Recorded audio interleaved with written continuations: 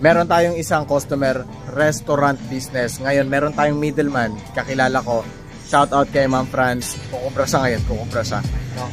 33 gallons ang lahat.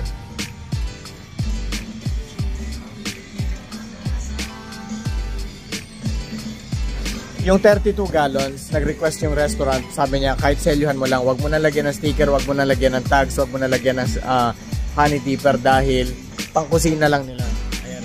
So plain lang, paselyuhan lang siya, no?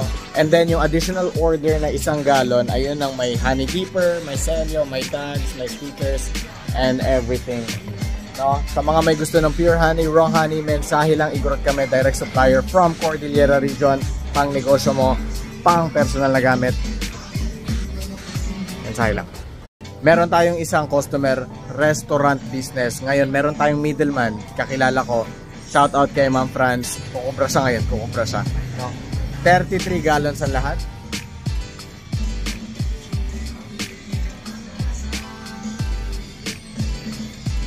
Yung 32 gallons, nag-request yung restaurant. Sabi niya, kahit selyuhan mo lang, wag mo na lagyan ng sticker, wag mo na lagyan ng tags, wag mo na lagyan ng honey dipper dahil pangkusina lang nila.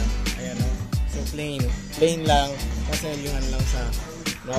And then yung additional order na 1 gallon, ayun ang may honey dipper, may selyo, may tags, may stickers, and everything, no? Sa mga may gusto ng pure honey, raw honey, mensahe lang, igurot kami, direct supplier from Cordillera Region, pang negosyo mo, pang personal na gamit, mensahe lang.